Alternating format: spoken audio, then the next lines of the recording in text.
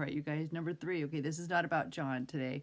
This is just about something that came up last night. So I just wanted to, go over a couple things. I just want to remind everybody that there's a reason a lot of people are believing that we are living in the end times, right? We are seeing so much hatred and division, and things seem to be lining up with the monetary system, the bringing in of a digital currency, just the perversion and the evil that we're seeing throughout the world. And so there's a reason there's so many people that are believing that we are living in the end times. This is not a new thought. Many people in the past have thought these things, went up on mountains and we're going to stay there to the end times or whatever. So, we don't know when that's going to happen. So I just want to encourage those of you that are fearful or freaking out about that, not to freak out, but just to be on guard. So, one thing I want the Christian community to be aware of and to guard against is just to while we're looking at the physical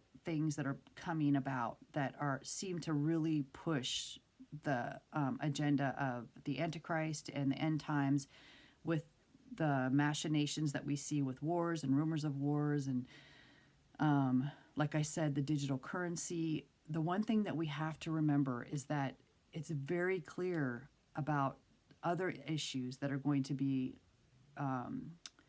prevalent during the end times, and one of the major ones is going to be division, right? So we see this when it talks about in the Bible how a woman will turn against her children, will turn them in, a man against his wife, mother against daughter, neighbor against neighbor. So you see this division that comes in, and it's going to be everywhere, and it's going to be pervasive, and it's going to be so pervasive that it's going to be within families, communities, nations. And so the one thing I just wanted to really encourage Christian believers to remember is that whenever you see a doctrine or a teacher or anything that is bringing up division, anything that is trying to divide humans, we have to be on team humanity, right? We are team humanity. Anything that is trying to divide us by religion, by saying, Christian versus Muslim versus Hindu versus non-believers versus Native American, and then race, people that are trying to push this agenda of anti-Jewish, anti-Arab, anti-white, anti-black. Anything that is causing a division between humanity is demonic. It is always Luciferian. Whenever you never see that in here. That is never godly. And let me just give you a little bit of background. Okay, now this is not to lift up Lucifer. This is not to lift up his power, but I just want to make it very clear that as human beings, we have no power against him. The only power we have is through Jesus Christ. And Lucifer is a defeated foe. But let me remind you guys, what did he do in heaven? Okay, when he decided he wanted to raise himself up in heaven and take over in some capacity, he deceived. And what was the result of that? It was division, right? So he brought in division in heaven, and he tried to destroy God's beautiful kingdom and the things that God had already created in heaven. And the angels that followed him were in God's presence, you guys. These angels were in God's presence. They knew Jesus. They knew all of that. And his deception is so powerful. He convinced a third of them to follow him to earth, to destroy what God had created in heaven. I mean, that is just unbelievably persuasive.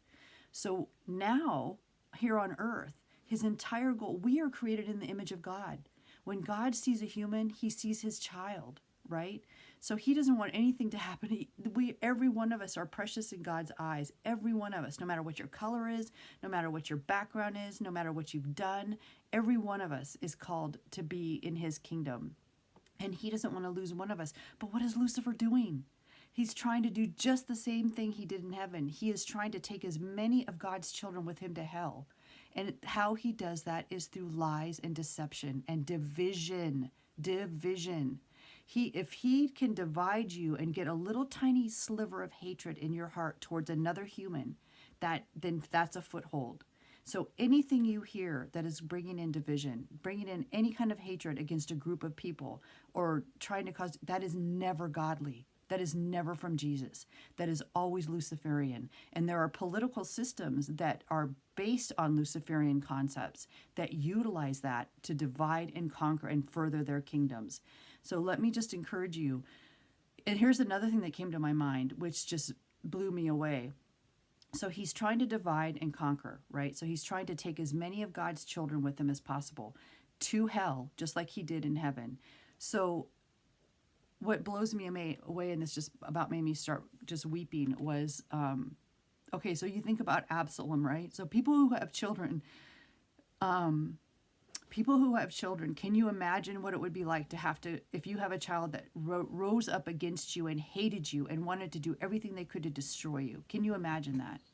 I mean, I don't have children, so I cannot even imagine that. But what do we see in the Bible? Remember with David and Absalom? When Absalom rose up against David and tried to take over David, David sent his men to kill Absalom. But he told his people, do not kill my son, do not kill my son, do not kill my son. They killed him. And remember David, how David felt, right? So at the end times, we're going to see a battle where God is going to be forced to kill his children. And it's all going to be Luciferian inspired. It's all going to be Luciferian deception. Now, is there evil in this world? Are there humans that have chosen to follow Lucifer? Absolutely. Are there people that do evil and are Luciferian inspired? Absolutely. It is not race-based. It is not based on a race. It is not based on a religion. Even though there are people in religions that do that kind of thing, they're deceived, right? It's all deception and division. We are team humanity. So what I was going to get to is at the end times, there's going to be a huge battle. And what's going to happen? Lucifer is going to be exalted and so excited because he's going to see God killing his own children. He's going to see that he has been successful in deceiving so many people on the earth, that they're going to rise up and follow him to battle Jesus Christ. And Lucifer, the entire point of that is going to be Lucifer rejoicing, seeing Jesus having to kill his own children, having to kill those. And that's all Lucifer's after. That's all he's after. So I just want to encourage you that we bleed red. We are all humans. And the battle is not against flesh and blood. The battle is against principalities and spiritual wickedness in high places, and it's all about division. If Lucifer can divide us as humans against countries, against people, against races, against ages, against whatever, then he's winning. So please, as Christians, we have to walk in love. You have to love to the death. I heard this, I was a pre-law student, and I heard this story of a man who ended up becoming a Christian, and he had been an evil. He used his power for evil within the court system, and he was always coming against people working for big insurance companies and doing all of this evil, taking people's farms. He told a story about this little old man that he decimated. He took this man to court, took his entire farm, took everything he owned, and he said, one of the things that blew him away is at the end of this, when he took everything this little old man owned and his entire family estate, he came up, he was getting all of his papers together, getting ready to walk out of there all badass, thinking that, once again, he just kicked butt and he just did, making his money. This little old man came up to him and he said, I want you to know that I forgive you. I know that you are blinded. You don't know what you're doing. And I just want you to know that I forgive you. And I just thought, shit. So anyways, just be aware that Lucifer is powerful. We do not stand a chance without the power of Jesus Christ. When I am on your case to read the Bible, it is because you do not know God. If you are not spending time in his word, there is no way. We have to always be checking ourselves to see where iniquity is getting in, to see where we are getting wrong think. All right. So anyways, that's what I want to leave you with. All right. I love you. Jesus is coming. Use all of your powers for good. We all have power. We are walking in the power and the authority of Jesus Christ. Use that for good, always. All right, love you. Peace. Read your Bible. Jesus is coming. Bye.